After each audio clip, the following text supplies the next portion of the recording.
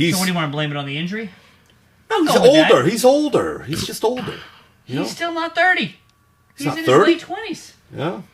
That's old for an NBA player. He's not as quick as he once was. Maybe it was the injury. He did have back-to-back MCL, right? Or ACL? The fact of the matter is he's not good enough to play on this USA 34 team. years old. 30, so that's old. He is past his prime. Yeah.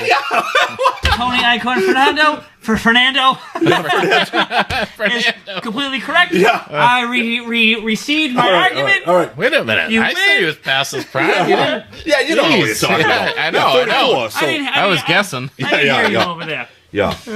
I mean, he's just gonna, older. He's just older. He's going to play for the Bahamas. He has to be old. Yeah. So I But might be. We did it. We did it!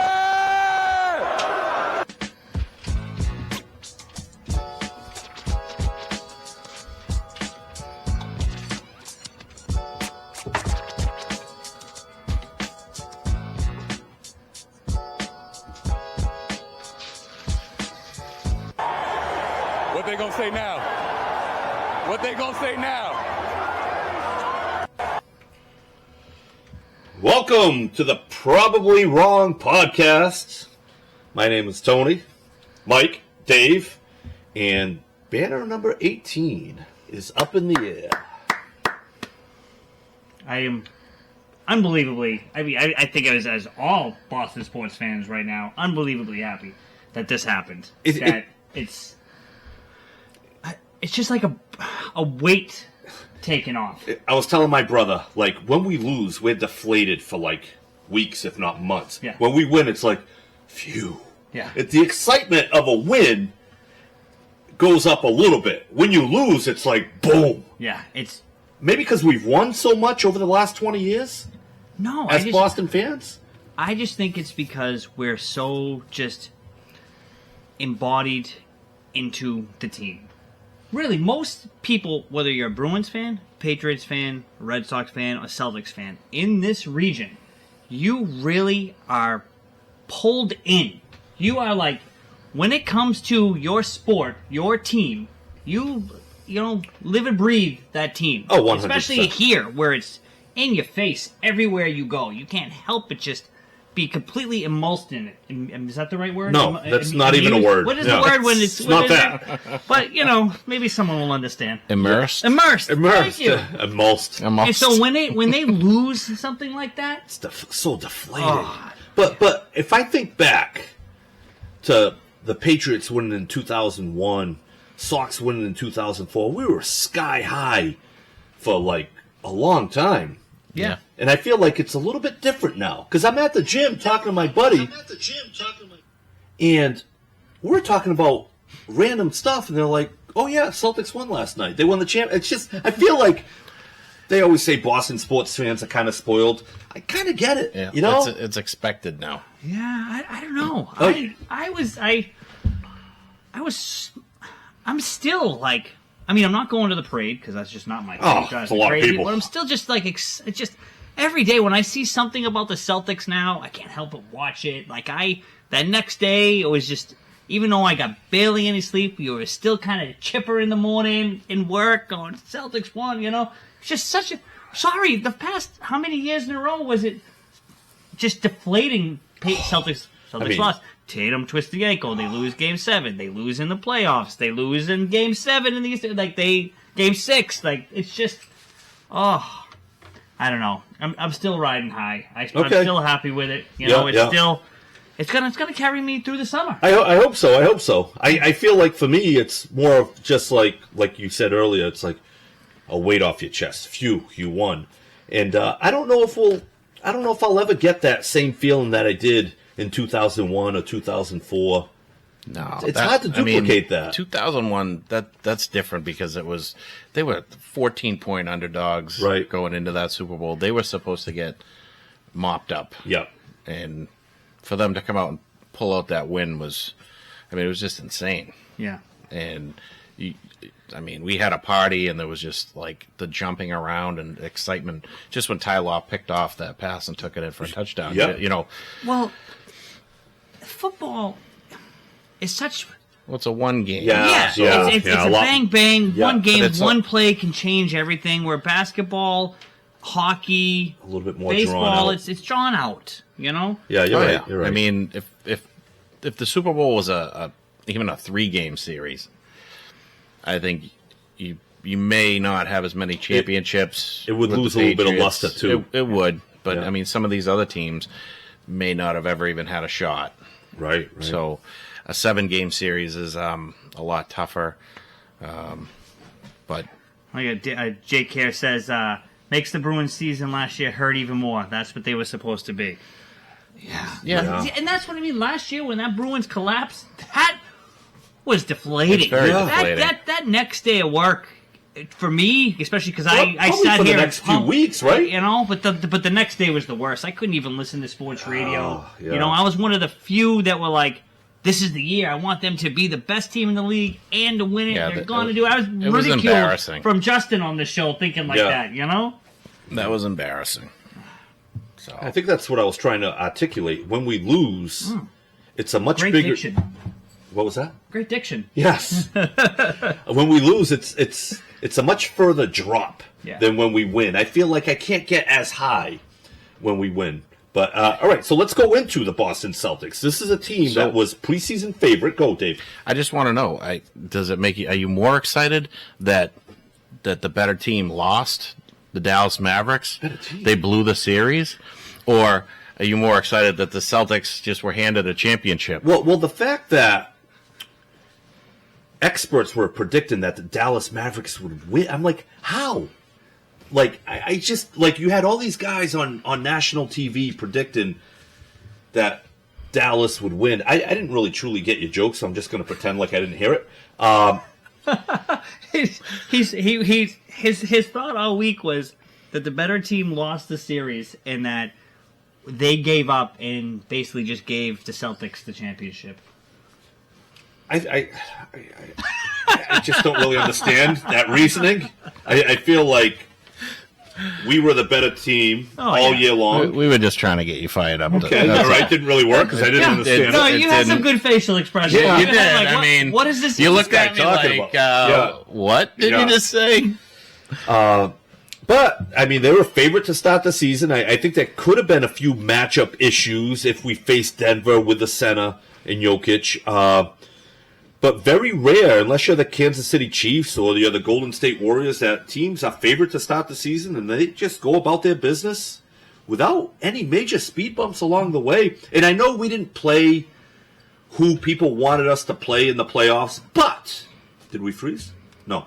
But the reason why we didn't play those teams is because somebody else beat them. That's right. Those teams couldn't get there, whether it was injuries or whatnot. They got beat. Yeah. And if at any point during the season you go 16-3, I don't care. You could be playing the biggest shitbum teams out there. If you go 16-3 at any point during the season, that's a good run. It is a really good run. They did it in the playoffs, and people are complaining about it. Yeah.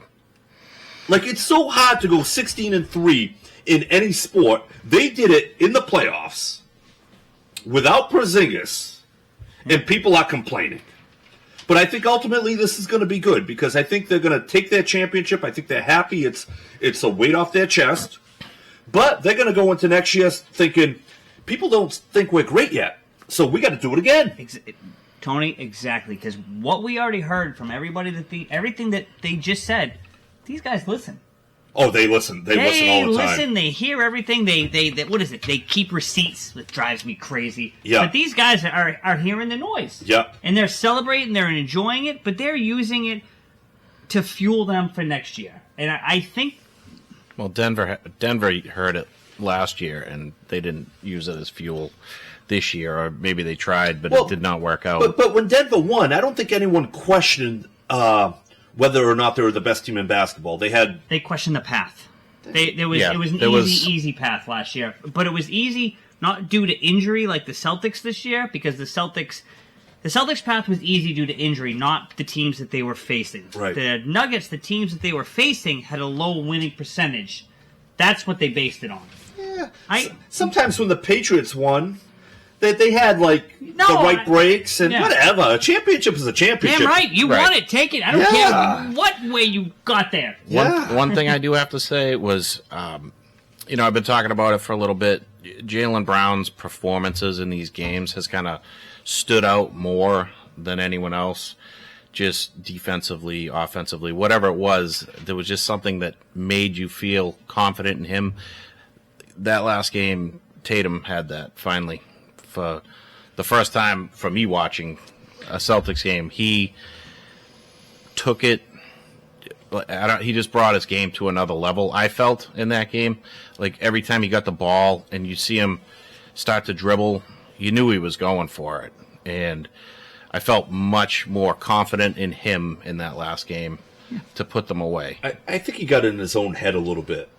And I think shooters do that every once in a while, and I think he was taking it to the hole. And I think watching the series, what Jason Tatum needs to do better. As far as basketball-wise, there's nothing he can do better. But if he's a little bit stronger, because they were kind of giving him like little pokes as he was going up for layups, and he missed quite a few layups. If he's a little bit stronger, which he has gotten stronger over the past few years, then you know what? He can absorb those blows, finish. I still think the problem with the Tatum and with Brown looked amazing MVP because you really wanted him to take that level and you didn't feel that he was there. So it looked amazing, everything that he was doing. We hold Tatum to this standard. Yeah, he's a better player. So his performance didn't look as good, even though he still outperformed Brown in every statistical category through this whole playoff. Yeah, he didn't shoot great, though. He still averaged more points. Right. And his field goal percentage was still better than Brown. No, I don't think it was. He shot 38% from the field in the finals. But it didn't... I didn't pull that one up, so I can't argue with you. The earlier games didn't stand out with him. Yeah. That last game, Game 5, was his game. Right. He it's almost like he put the team on his back, like, we are going to win this. Yeah, Tatum is so smooth, though, and effortless that even when he's on fire, it doesn't stand out the way other people do. And plus, he's not emotional. My thing about Jaylen Brown is I like the fact that he picked up Luka full court. And me and my brother were talking about this earlier. At the end of the first quarter, you look at Luka's face, and he's red. He's like a fifth grader at gym class that doesn't play outside. He gets upset. See, the thing about him, about Luka, is that when he's off, he gets upset. And it affects everything that he does. It affects his body language. It affects him with the crowd. It affects him with the refs. It affects him with the coach, his other teams. It affects his shot. The pregame, I think it was Wilbon that said, if he's not complaining to the refs, then he's on. He's going to have a good game. If you see him whining, he's off his game. Well, and I think Luka knows what he needs to do in the offseason. He needs to get in better shape. But he's known that. But maybe this is going to be the kick in the ass that he needs. Like, you need to be in better shape because Jaylen Brown. I leaned in. Jaylen Brown covered him. He was like a blanket on him. He had him full court, and then Jaylen Brown was. Usually, if people do that, they can't do anything on the offensive end. Jaylen Brown still provided offense, so pretty impressive. And when they tried to set the screens on him, he was beating the screens. I mean, it was impressive the way he played defense on him. So one of the few things I want to nitpick, what drove me crazy when you brought up screens, is how the hell was the Mavericks still able to pull Horford and Porzingis out? It was driving me crazy watching these games. I mean, I know it sounds petty, but the game we lost was because they kept pulling. We couldn't rebound, other than the fact that we gave up. And you saw it in this game a little bit too. That's something that teams can pick up on pretty easily. Yeah. But every time I turn around, you're like, oh, what? There's Horford trying to defend Luka or Kyrie, and we got Derek White down there between Blake Lively and Gafford. Yeah. But that's what they did all year, right? And it kind of worked. Like Dallas took advantage of it a few times. I think they could have done more, and they didn't. I think they also could have done more if they had a coach, because I still don't I mean, Jason Kidd, to me, doesn't do it. He doesn't adjust. He still calls stupid timeouts. The same stuff that we got on Mcilory about prior, Jason Kidd is still doing. And he's now been coaching 5-6 years. Well, he had Brooklyn initially with Kyrie and KD, right? Yeah. But he had... No. Or was that... Did he have Brooklyn with He had Brooklyn with Pierce and Garnett. But he also had Milwaukee at one point. Yeah, like yeah. He's been coaching a long time, yeah, because he had Pierce and Garnett back in the day. Yeah, to not make these adjustments into right. Well, obviously, if he can't hold a job, he's obviously doing something wrong. Doesn't hold Luka accountable, and like I said, I mean, I know we're basketball fans, so we're gonna like Luka through in and throughout. But for the casual fan, this series turned you off to Luka. Yeah, I mean the way he acts. Yeah, a little bit of a baby. Yeah. I feel like he wasn't like that when he first came in. 10 years, Jason Kidd. Thanks, Jake. 10 years. Yeah, because he had Pierce and Garnett. That was a good team. Yeah. Pierce, Garnett, Joe Johnson, Deron Williams, Brooke Lopez. Yeah. That was a good team. And because we traded Garnett and Pierce, we ended up with Tatum and Brown with those draft picks. Worked out well. But going back to the Jaylen Brown, Jason Tatum, I mean, I don't have to go through it, but statistically in these finals, Jason Tatum was the better player. So, to me, I'm happy Brown won the MVP because it gives Tatum something to work for next year. Something to be like, you know what? And we know Tatum's that guy. Oh, he cares. So that gives him something to care about. Yeah. It also helps Brown with his ego. 100%. Yeah. So it's like the best thing that could have happened. I think Brown needed it more than Tatum did for this series. 100%. And it's just, I mean, Tatum's the face of the team, of the franchise, trying to be the face of the NBA, gets all the commercials, gets all the endorsements, gets everything, about to be the highest paid player in the NBA, and Brown is second fiddle. So Brown, to win these MVP awards, it's huge. It's like, all right. And it's good for the NBA, too, because if Jason Tatum won the MVP, it doesn't really elevate him. He is what he is. He's a top 5 player. But Jalen wins it, maybe it elevates him a little bit in the eyes of fans, so it almost gives the NBA another star. Another star that was under the radar, kind of, so to speak. And don't you think if Tatum would have won this, it would have maybe put a little wedge? Oh, absolutely. Brown, the way Brown played, and guys like Dave, and who else here? Mo Morrissey and a few other people that saw Tatum play and now completely like, Tatum's the best player on this team, which is completely wrong. But Brown has that mentality where if he didn't win that MVP... the other way around. What? He said Mo says he likes Jaylen Brown. That's more what I mean. That's you said like Tatum. You said Tatum. That's why I got confused. Yeah. And for Brown, like, he's got that ego. So this would have been a real big crack if Tatum would have won that. Maybe. Yeah. Maybe. And Tatum is the best player on the team because if Tatum wasn't there, they would double team Jaylen Brown, and you'd quickly see that he's not as skilled as Jason Tatum. Again, I don't want to nitpick and point out, but that Game 4 loss, when Tatum was on the bench, because Tatum was on the bench a lot that game, Jaylen Brown was left to carry that team. And he turned the ball over. They immediately double him. He couldn't shoot. And I'm sorry, and even in this game, in that 10 possessions, they went without scoring. Yeah, that was Tatum was on the bench. Yeah, and if you go back to Game 7 against Miami last year, Tatum 9 turnovers. Yeah, Tatum rolled his ankle in the first few minutes, so that was Jaylen Brown's game, and he had 9 turnovers. And the one thing that helps Brown, if Tatum's not on the floor, is normally Porzingis. Yes. And he's playing on one leg. Well, he didn't play Game 3 and 4. He was on the bench for 4. And Game 5, he came in, and everyone kept talking about how ginger he looked in the shoot-around and stuff like that. So he wasn't moving well. Right.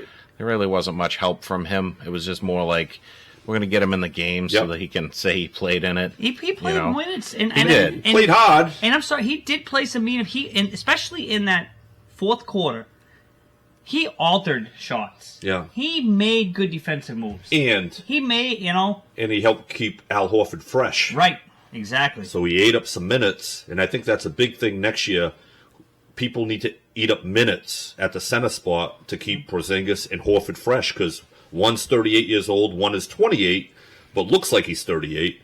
So you're going to need backup centers just eating up clock for those guys. So with Porzingis playing, obviously being ginger and with an injury a little bit, how do you feel about P.J. Washington? The way that he pulled the chair out from underneath him and basically tossed KP to the ground. Kind of dirty. Exactly. That easily could have been a flagrant. Dirty? Dude, what are you doing? No class. No, exactly. You could, these big guys, once they hurt their feet, or their ankles. A lot of times they have issues and never truly come back. You can ruin this guy's career. And the more you watch that play, the dirtier it looks. Dirty. You can see the intent, that was his intent. in P.J. Washington's face. Yeah, kind of dirty. And I like P.J. Washington up until that. That's what's disappointing because he's a very likable You know what? guy. Like, I like P.J. Tucker. He doesn't do crap like that. He plays hard. He plays physical. He doesn't do dirty. I don't like dirty players. No. I thought there was another shot on Porzingis too. That there was. I don't remember. There was a foul. Yeah. Maybe not as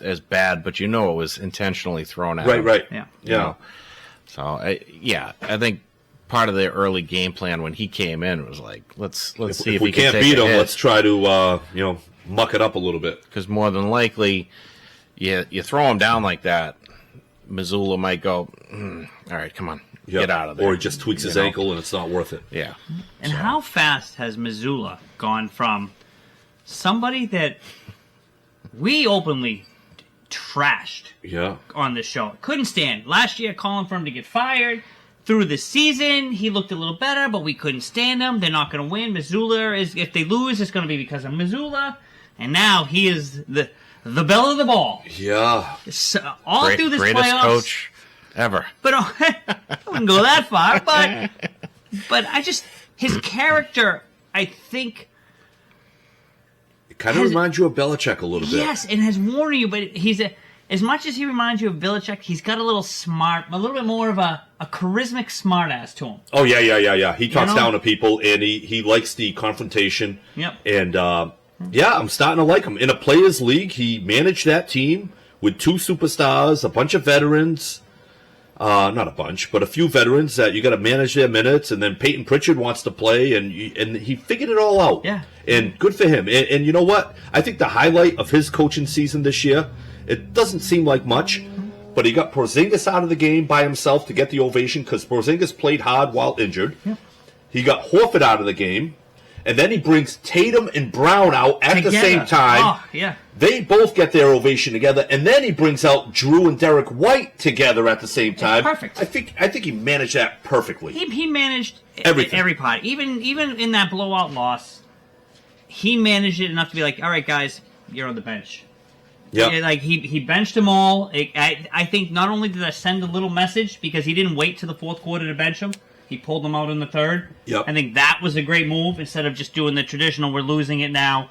All right, we're going to start the fourth quarter with the scrubs. No, I'm live on TV. People are going to witness me pulling you out of the game. And there's precedent for that because he did that against Milwaukee during the season. Right. Remember they had that big game against Milwaukee? But that one he did during it wasn't mid.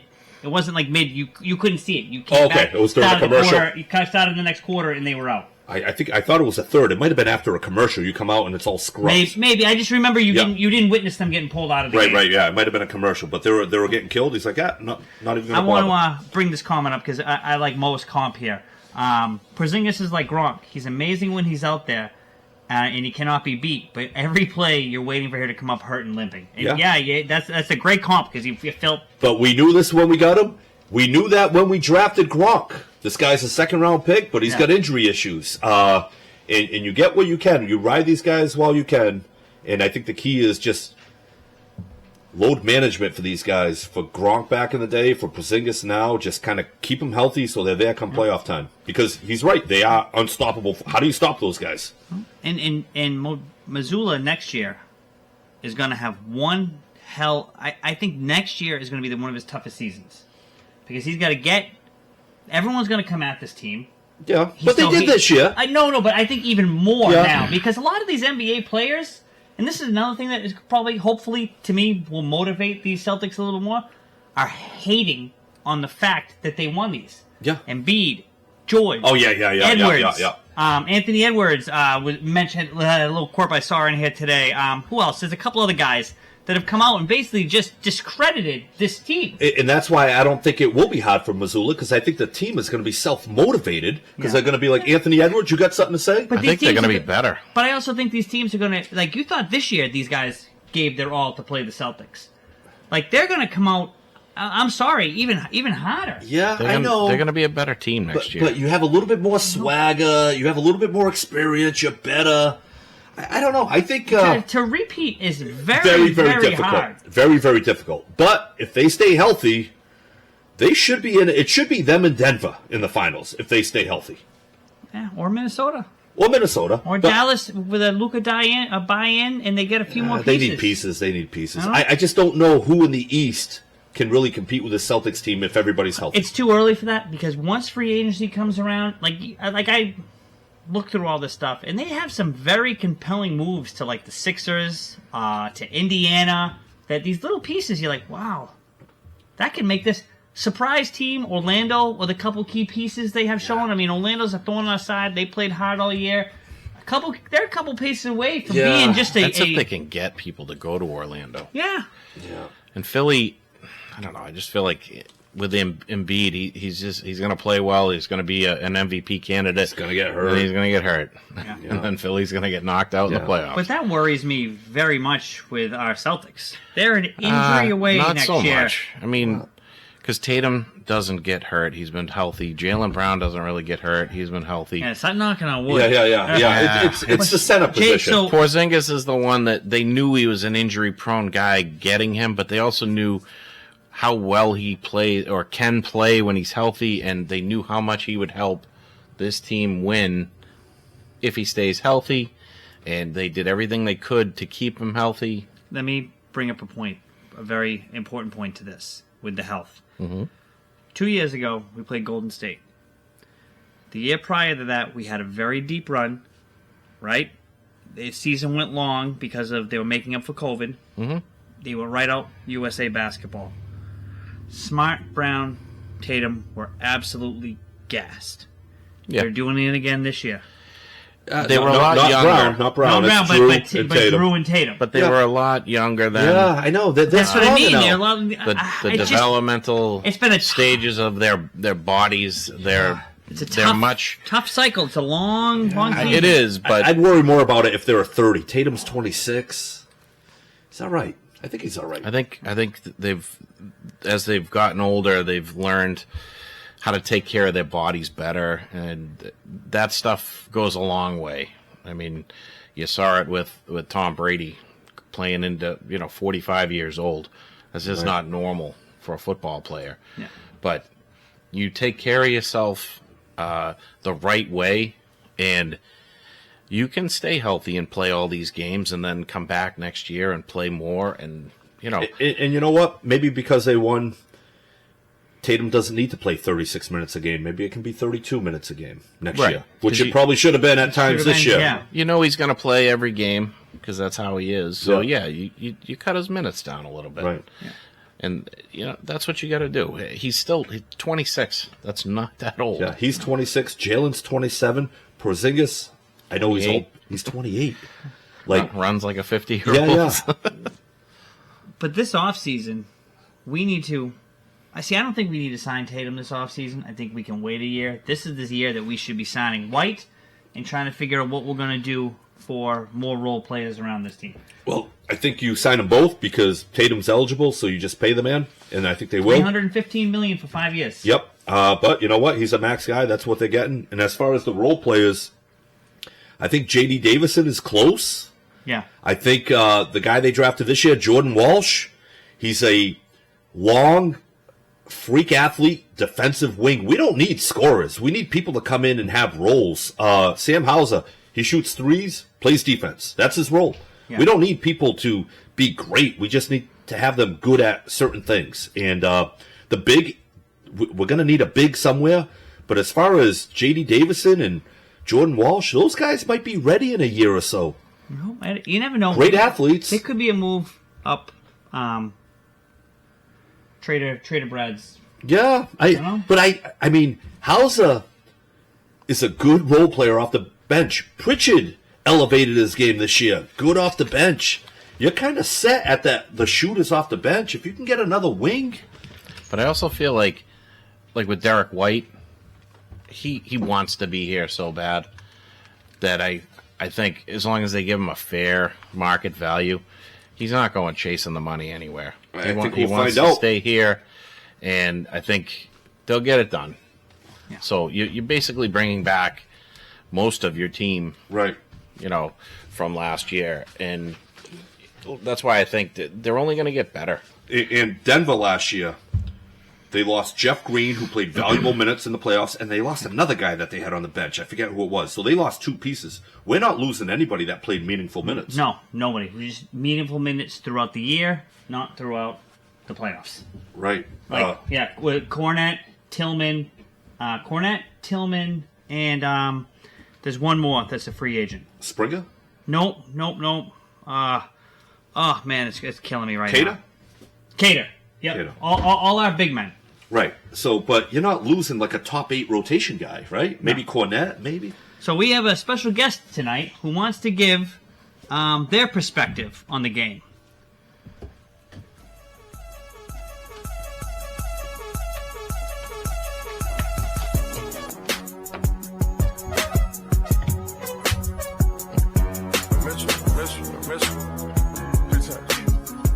It's all right. I got it.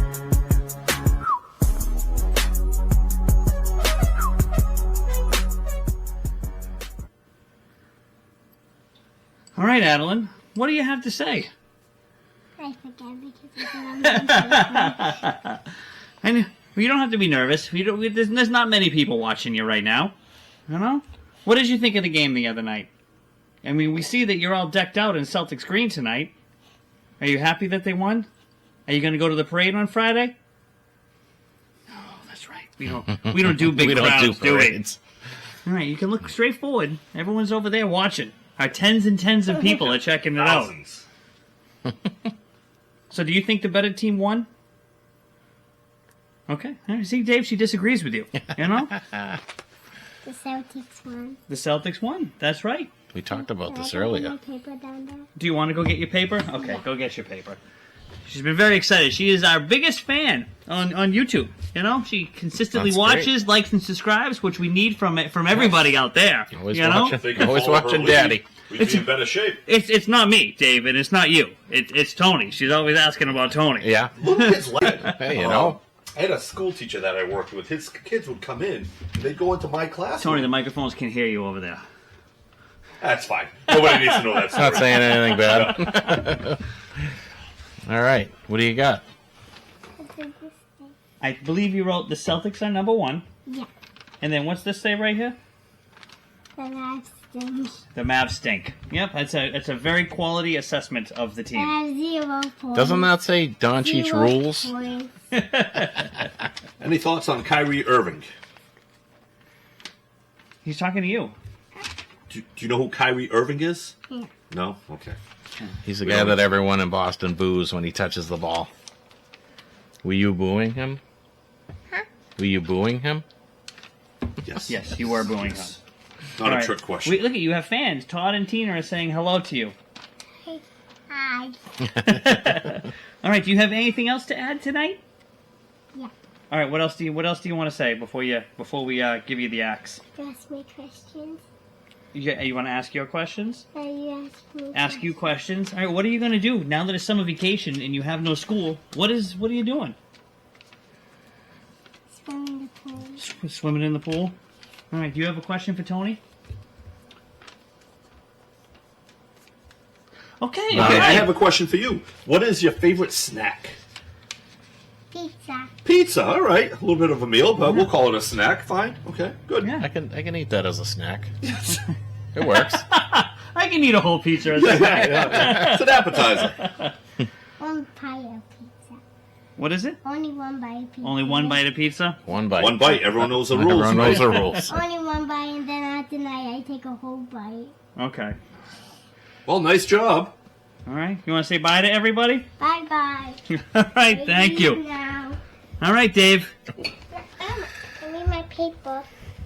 Thinking that we, My paper. now we come into game 5 not thinking that we, lost game 4, but this is an opportunity now to win it all. You go out there and you leave everything out there. Play our defensive style first. Don't, give them anything easy, and try to come out here with a win tonight for, our childhood goals. So I think it's been really good the last few days to kind of have a little bit of a break, and we're going to use that to our advantage tonight. Hold up. Wait a minute. Scores! Connor McDavid has done it again. And this one's going back to Edmonton. In. Look at the effort to just swing at the last second, gets a piece of it. But Connor McDavid heads up, just staying behind, jumps on this. Look at Ekman Larson stop playing. He had a chance to go after McDavid, and McDavid kept playing. And Bill Zito thinks, okay, you got a second chance. Instead, it's Connor McDavid again. Back-to-back elimination games, comes up with a huge game. All right.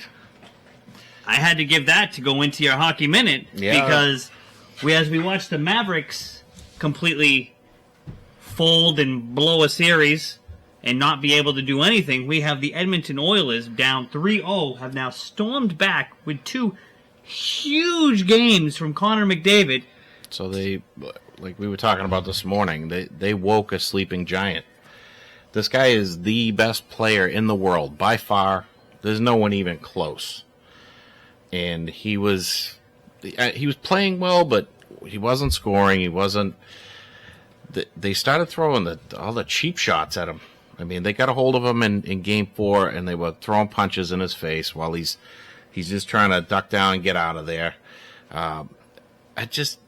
The cheap play is what gets me, and he took it and focused on, all right, that's it. I'm taking over. And he's 2 straight games with 4 points each game. That's a record, which he's playing on a team that had Gretzky. And Mark Messier. Messier had. I mean, Gretzky's got every scoring record known to man, and now McDavid has one in Edmonton. 8 points in the last 2 games. He is the 3rd player in the history of the NHL to have 40 plus points games in the postseason. Do you know the other 2 players? Gretzky. Yep.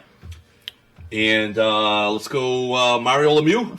For a guy who doesn't watch hockey, nailed it. I got excited for you knowing that. Yeah. I like that, huh? The 2 greatest scorers of all time. Well, my next guess was going to be Yaga.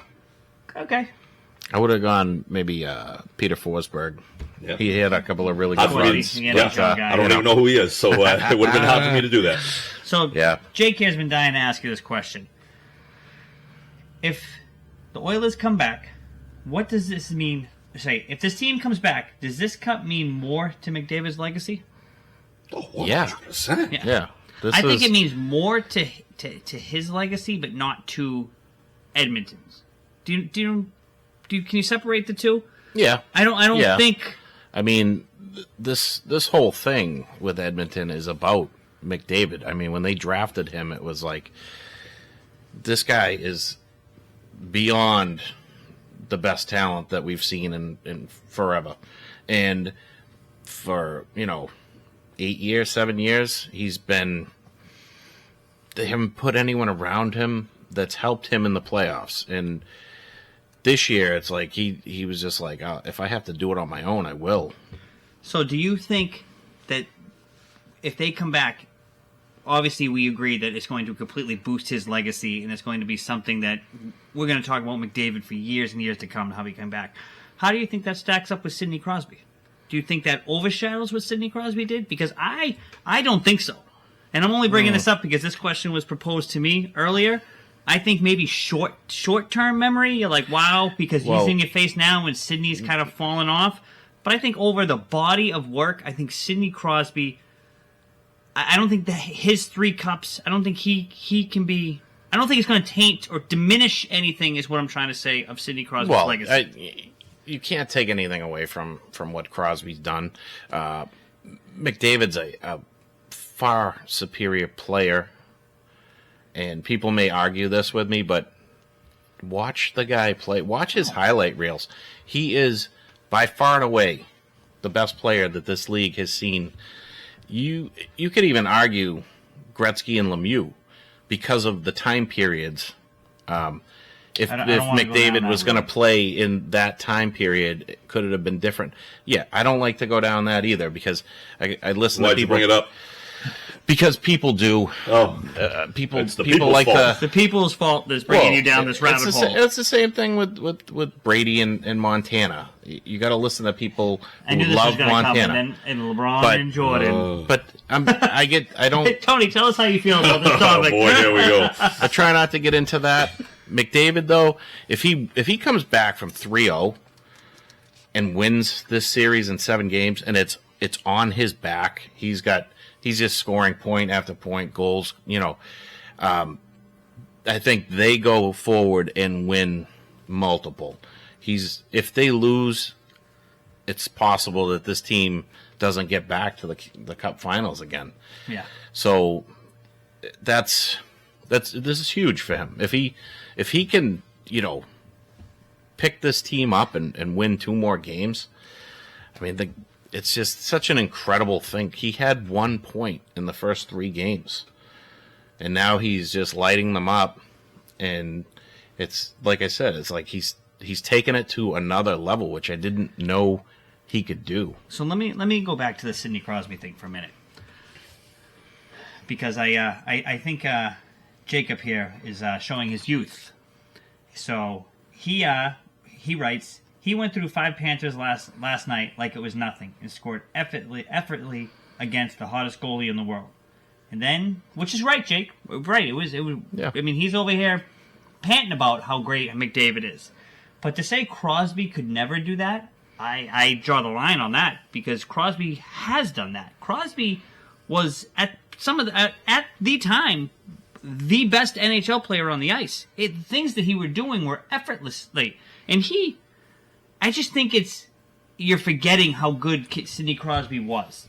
I think a lot of people didn't like him. Yeah, I was just going to say, he was not very well liked. He was a little bit more smug. Like Connor McDavid is a everybody likes him. favorite. Yeah, and Crosby was a little bit of a bitch. He whines. Yeah. And he got a lot of flack for that, especially from Bruins fans.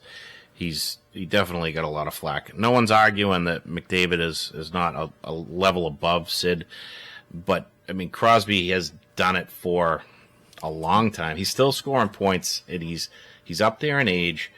He works really hard. He is a whiner. He still is, but what he did in his career was phenomenal. I mean, you go back and watch the highlights. It's just because what is it called?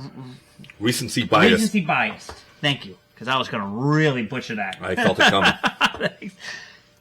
You just forget. Like, go back and watch the YouTube clips. It's like Sidney Crosby. I mean, he was just so frustrating because he was so good. And again, maybe I'm jumping the gun here, but this may be more to Jake. I'm not saying McDavid, he's better than McDavid. I'm just saying to poo-poo the legacy of Sidney Crosby is no, I can't. Can't be done.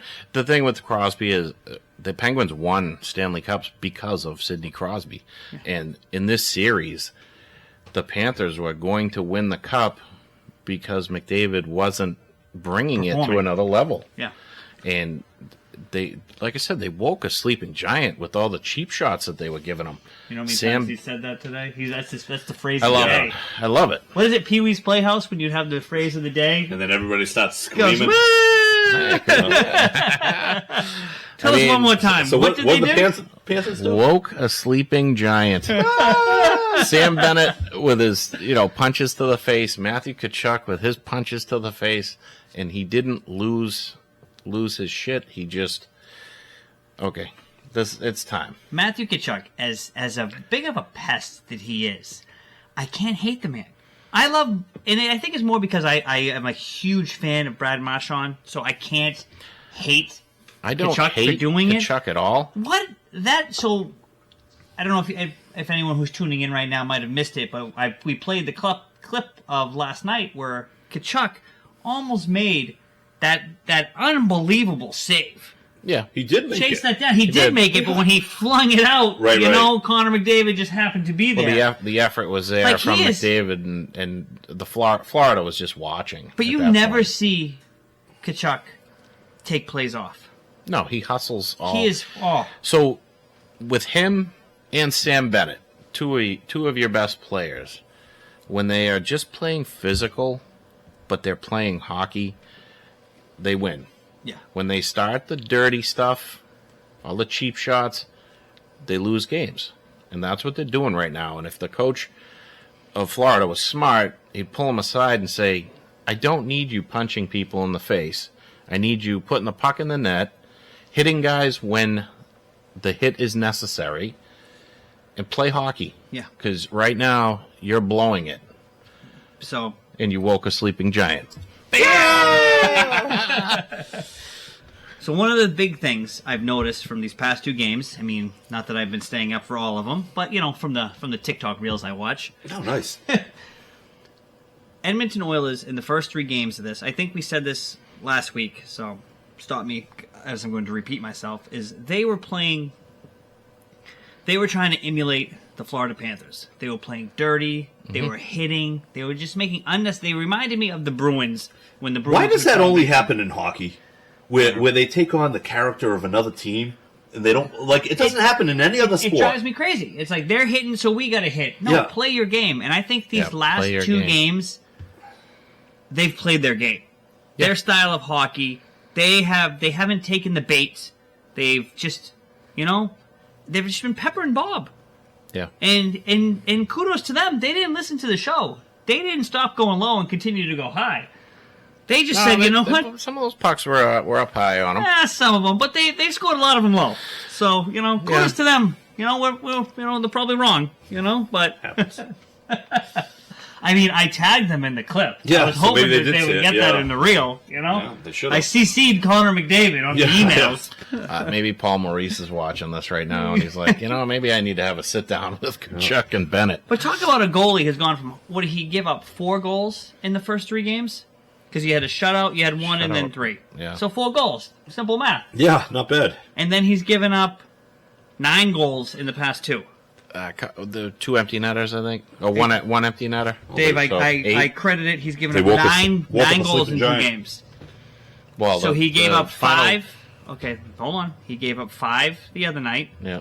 and the backup gave up the other 3. And then last night it said that he was credited with 3. Okay. I thought it was. If you get a problem, All right. take it up with ESPN. Nope. These facts came straight. I don't have a problem. Scott Van Pelt.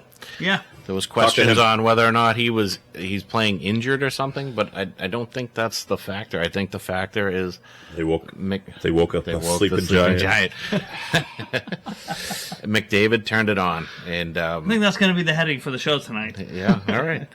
He's I'm starting to feel more confident that Edmonton's going to pull this off. They're going Game 6 at home.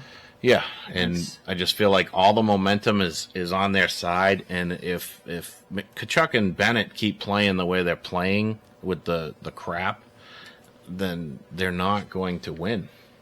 So they need to refocus, which they have a few days to do because I know it's a long trip and you got a couple days in between. Friday night, 8 p.m.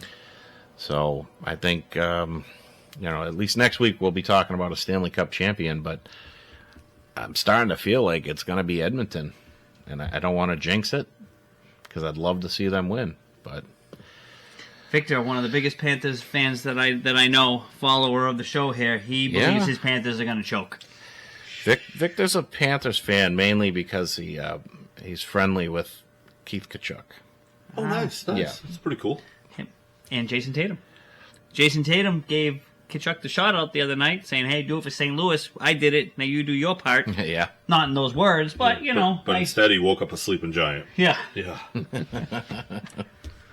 So, if we want to talk about waking, should I say waking a sleeping giant? Oh, just I mean, not a sleeping giant, but A team that just took out the giant. the giant of the league. I don't want to say the Giants because people could be confused. right. That was David versus Goliath, maybe. I wouldn't go to that extreme because there are a lot worse teams, but it was. I don't think anybody went into this past weekend series going the Red Sox were going to take 2 or 3 from the best team in baseball. Yeah, I can see it. I can see it. This team plays hard. Are we done with music? Yeah. This team They plays play hard. They pitch well. They pitch well. They have like a swagger for like a mediocre team. Yeah. So in these past 4 games, they have crushed it in all 3 aspects of the game.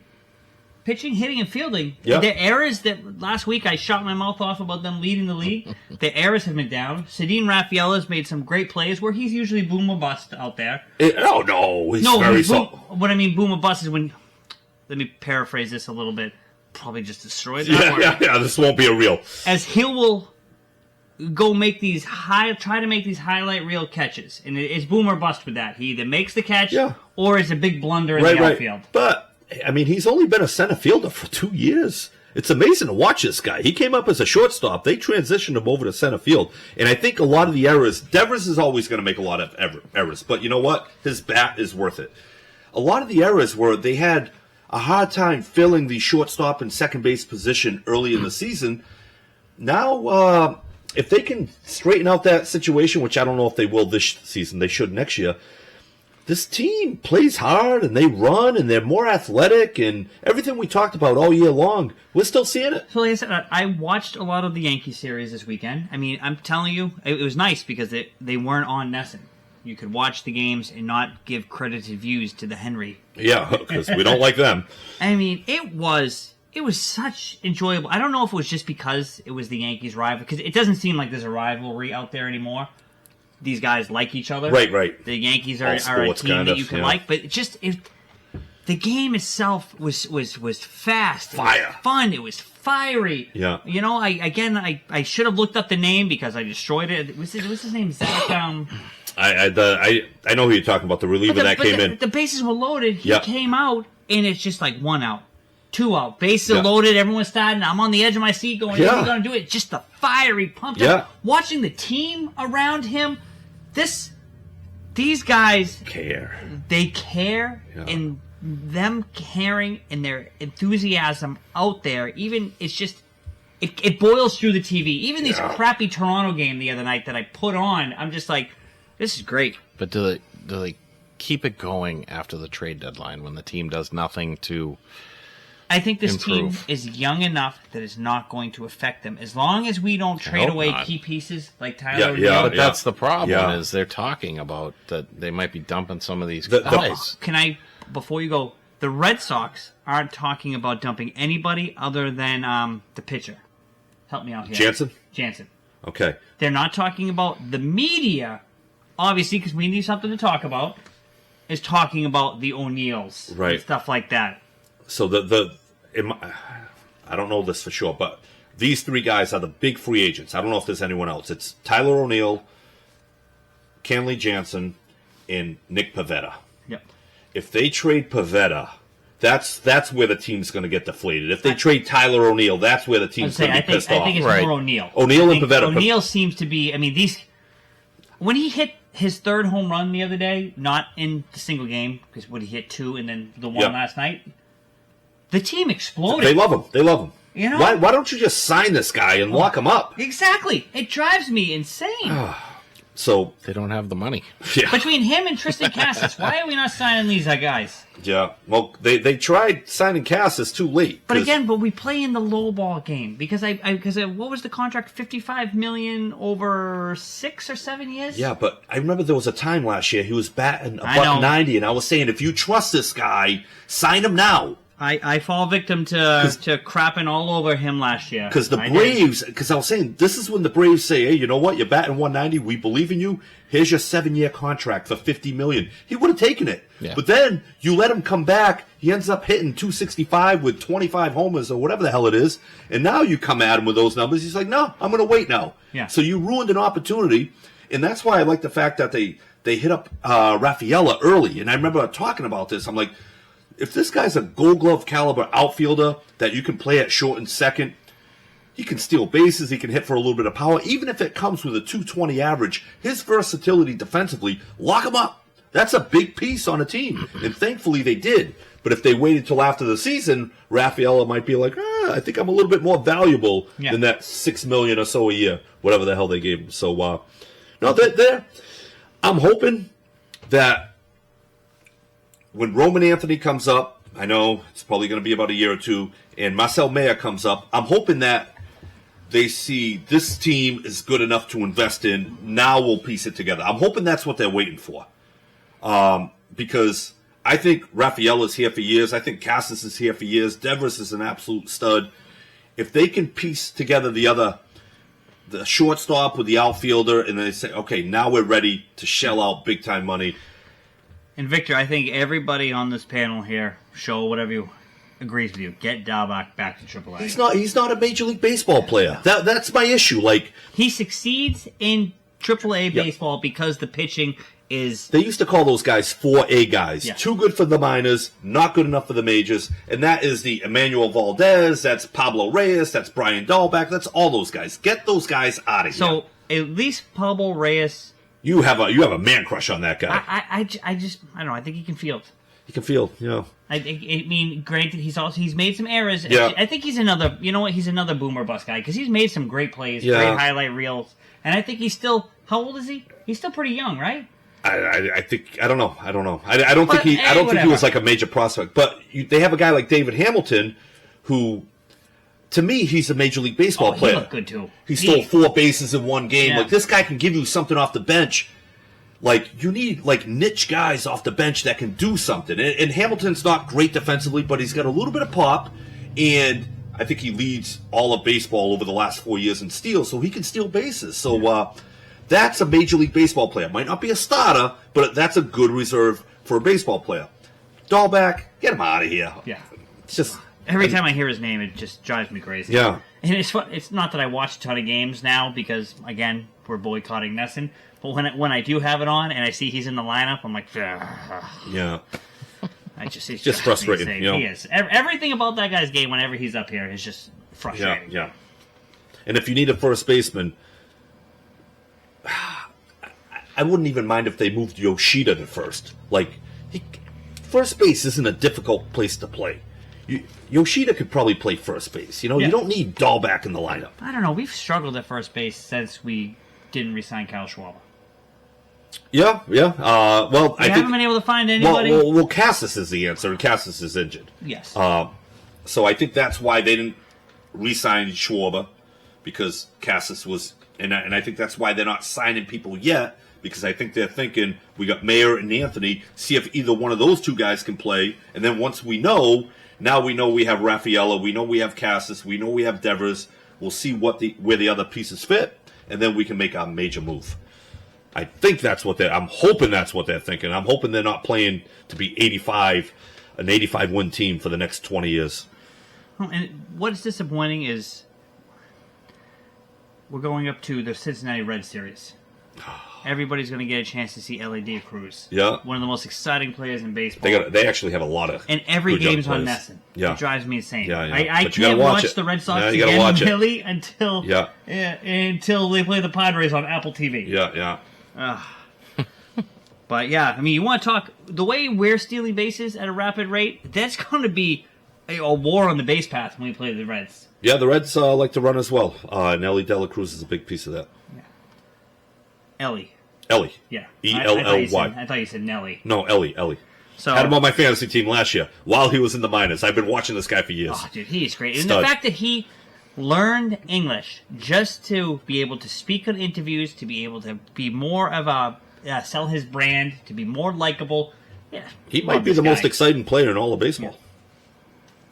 So, talk about excitement. You guys are not golf guys. No. But this weekend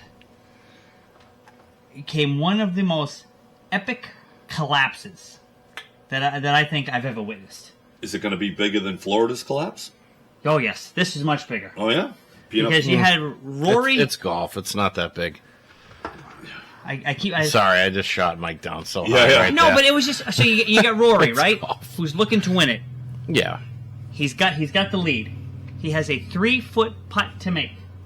Right? That's it. And it's his. Hits this 3-foot putt, which he's 496 out of 496 for putts inside 3 feet. And shanks it. Maybe it was 3.5 inches. Yeah. I wish I had the bump. Every inch matters, they say. It's the guy, from what I heard, he bogeyed the last 3 holes. So, yes, that was a big putt, but I think he was already in his own head after bogeying the 2 previous holes. And he had like a 5-stroke lead or something over this other guy. It should have been over. Epic collapse. And Bryson was... So what I say? So he was 55 yards out in the bunker. Hits a shot. The shot landed 3'11" from the pin. 1.7 chance they had it broke down to make it. Sinks the putt, wins it. Rory storms off, doesn't talk to anybody. Him and his caddy are watching it from the inside. It's all the videos out there. Storms off, past the media, right to his car, gets the hell out of there. Yeah. I mean, I know you're feeling it, but you gotta be. I mean, at least I can give it to Kyrie Irving. A hated guy, blew the series. Out there congratulating, talk to the media, gets up there. As much as we hate Kyrie Irving, this year he's faced it. He's faced the media. Yeah, and he'll never turn down the spotlight. Let's be honest. But then you got Rory. I don't know. It just pisses me off to watch him. Yeah. I'm just like, dude, you got to say something. You can show a little humility and completely turn the narrative around in that situation. Wow. And that's why I don't see these guys like. I feel like recently some of these golfers are showing how much of a douchebag they are. Yeah. I wonder. Yeah. Sometimes we don't think, like, maybe he's got something going on in his life, right? You want to give him Like, the benefit of the doubt with something like find that. out later. But I feel like, I don't know, like more recently with these golfers' stories, it's like, you know who I am? Yeah. You know? Or, you know. No, like, I don't. You're a golfer. I don't know who any of you are. Besides Tiger Woods, I don't know who anybody is. Are you here to sell me life insurance? Yeah. Tiger Woods, maybe John Daly, Phil Mickelson. That might be it. I love there's a clip out there, you know, the cop pulls this girl over and she goes, "Do you know who my father is?" And he goes, "Didn't your mother tell you?" Yeah, that's good. It was a good one. But that's For what the people who don't know, people the are. cop was the father. Yeah. these people just, they think they're bigger than life. Everything else. Yeah. And That's sports in general. Yeah, though. it is, but it bunch of just pricks. seems like you play golf. Yeah. Sorry, I hate golf. I tried it. I hate it. It's boring as hell to me. So Probably good for your back. if Rory came up to me and said, you know, "Get out of my way. Don't you know who I am?" I'd be like, "I have no idea who you are. You just sound like an idiot to me." Can you say it with that little? I will. don't I'll know. have that little swagger. That little neck snap. I just come on. You play golf. Get up on the podium and cry about it like you should. You blew it. The other guy hit the shots that he was supposed to. Hell You of a shot. lost. Yeah. Suck it up. Kyrie did. I think Dave should be a coach. I don't know. Coach Dave. Yeah. I like it. Suck it up, kids. What would he coach, though? Hockey? Have to coach Probably hockey. it'd probably have to be hockey. Yeah. My knowledge of other sports is I don't think he'd be a very good Monotone coach. Dave out there, you know. Coach Dave, I don't think you know the rules. All right, guys. So it can't be baseball. It can't be basketball. we lost. Yeah. We could have done better. Yeah. Baseball. I'd be like, "You're only at 105 pitches. Get your ass back up there." Yeah. Seriously. Nolan Ryan did it. Yeah. That's all I had for golf. Yeah, which is probably good. Yeah. Yeah. And we appreciate that. I'm surprised Tony didn't take it back. Thinking about it, I'm like, oh, maybe this is a good time to go. Well, let's talk about the latest development with Caitlin Clark. Ooh, Caitlin Clark. I can always talk about Caitlin Clark. Which development? Because there's There's a a couple. few. It's not a real development, but I guess we can go with it, of a possibility of joining Team Canada to spite the USA. That was one. I didn't know if you wanted to start with the little lesser one with Angel Reese. That is something we're going to see all year. I know, That's but she says, like, I was going for the ball. Come on. Dave, we see that None play- of us are stupid. No, You should have just said, "Yeah, I was trying to take her head off. I can't stand Angel That's why Reese, I'm here." But she was trying in that play to make a gate like a statement block. No, she was trying to club her in the head. Oh, you're just saying that because She was you 3 hate Angel feet. Reese. She was 3 feet from the ball. I don't hate her. I just think if I- you're I going to take a agree with- swing at someone, don't deny it. I agree with Jake here. She's a complete asshat. But in that, She every is. move that she makes on Caitlin Clark, the media darling, it's starting to actually turn me off a little bit with Caitlin Clark, is that every move that these girls make, it's like, woe is me, Caitlin Clark. Yeah, but it's not her. She says all the right things. No. It's the media. The media. Yeah. The narrative is getting me aggravated. Sorry, I didn't clear it with that. It's pissing me off now. Yeah. It's no longer like, I'm getting angry at these other girls, like this Angel Reese thing the other night. No, I'm going to be like, you know what? She was trying to take that ball and shove it back down her throat. I'm not. And she missed because that play is the same play we see all the time in the NBA, and we get mad for them calling it a flagrant one. I'm so not I can't angry sit here and at say it the other Angel way. Reese at all for what she did. Own up to it. You clubbed her in the head. Yeah. You weren't She's a going little for bit the of an ball. asshole. The ball was already out of her hands when her hand comes up to club her in the head. Coming in the next NBA season, when you see that done to your guy Jaylen Brown, and they start looking at it with flagrant foul or flagrant one, I don't want to hear you going, playing this role you're playing now. He was going for the ball. It shouldn't have been anything. Well, No, you hit him in the head. You hit him, Yeah. But I meant shouldn't have been anything of this Right. this big narrative that like she was trying to take. No, the ball.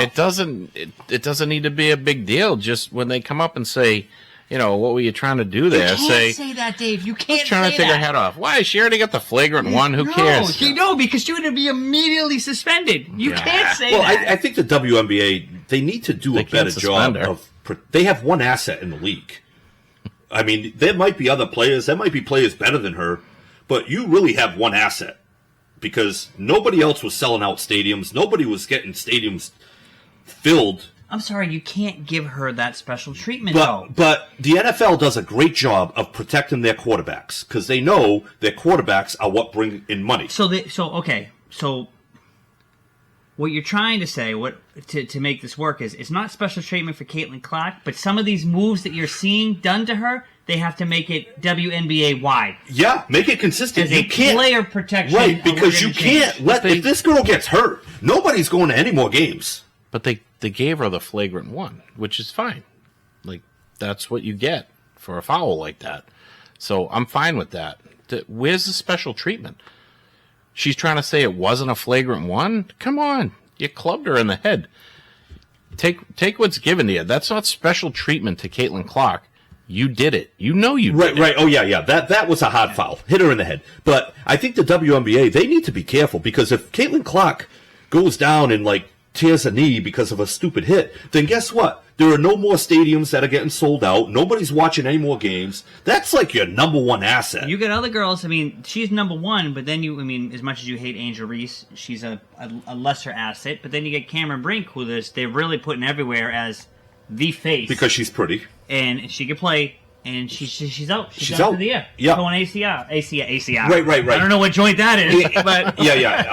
I saw that. ACL. joint. Yeah. But the thing is, no other girl in the league makes them go from a 4,000 seat arena to a 17,000 seat stadium. There's no other girl that does it. So, in a business sense, you have one legit asset. Angel Reese doesn't make you move your games. So you need to, if you got to make it worldwide, where hey, you know what, we're not going to be as physical because. If people get hurt, especially her, you're kind of screwed. No, and so I fell victim to a argument on social media, because I'm always posting on these WNBA pages now because it really trolls. Yeah. So, what I was going back and forth with is that it was a stupid move that keep Caitlin Clark off Team USA, which we all agree with, because you're losing an audience, and then the person I was going back and forth with was like, no, the audience is going to be there. And then I go, no, are you insane? This is the same thing we went over when she was in college, and people were like, no, people are going to watch because of these other people. Nobody watches because of the other people. Their ratings were, I had this exact, the last Team USA Olympics, their ratings was a 7.4. Yeah, I don't know what that means. Which is very high. Is that 7.4 people? No, their percentage, which is very high for a women's basketball game. Okay.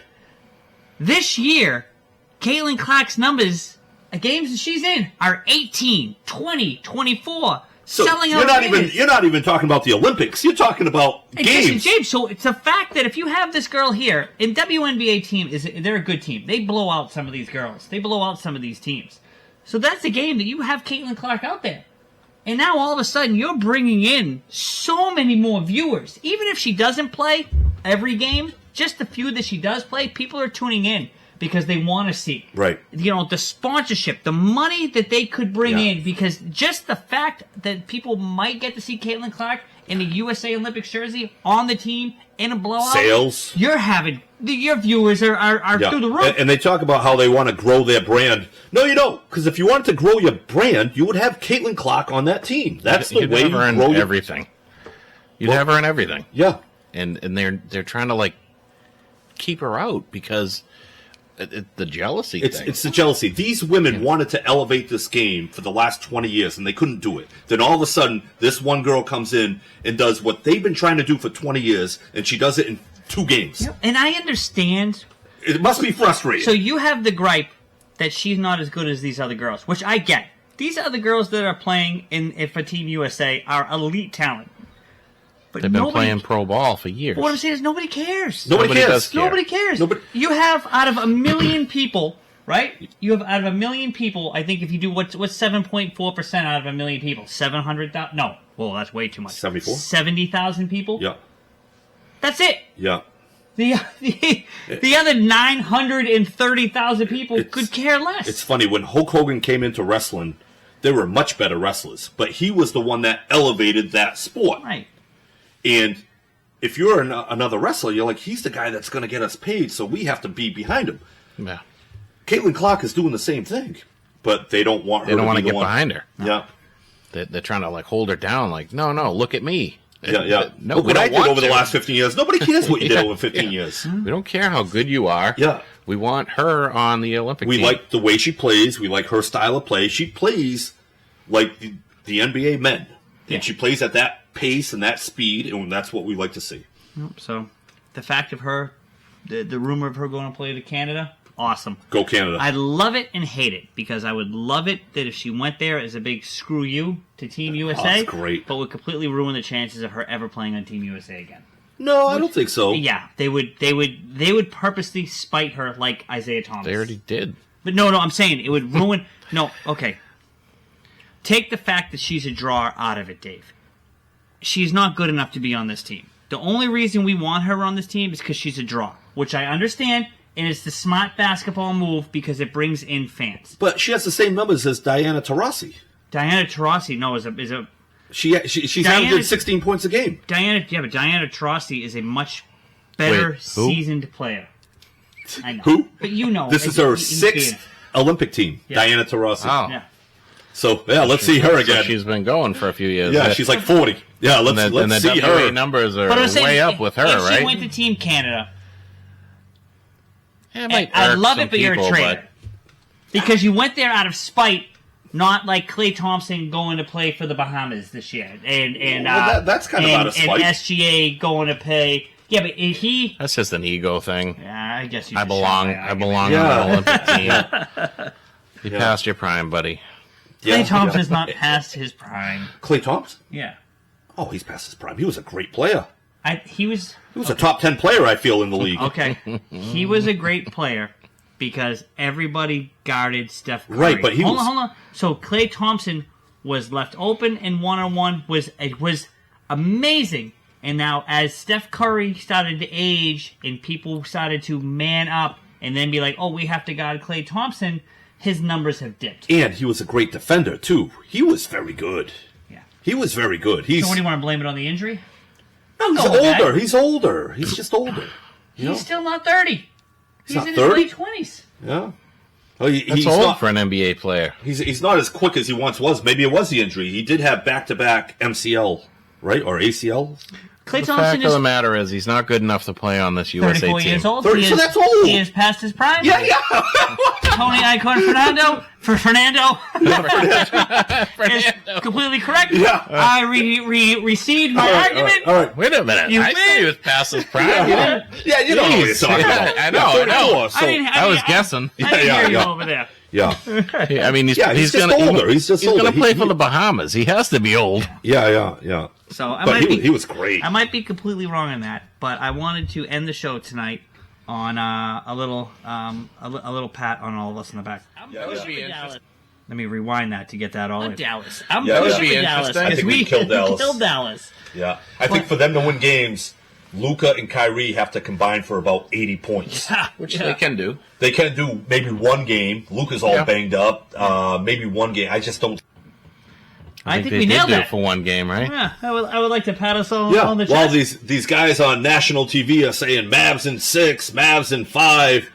If you Sweet. want the real deal, just watch us every week. Yeah, Follow that us. reel. Go back Yeah. at the page. You can see it. You know? Stephen A. Loves Dallas. Yeah. Hates Boston. Yeah, that worked out really well for him. Yeah, he's an idiot.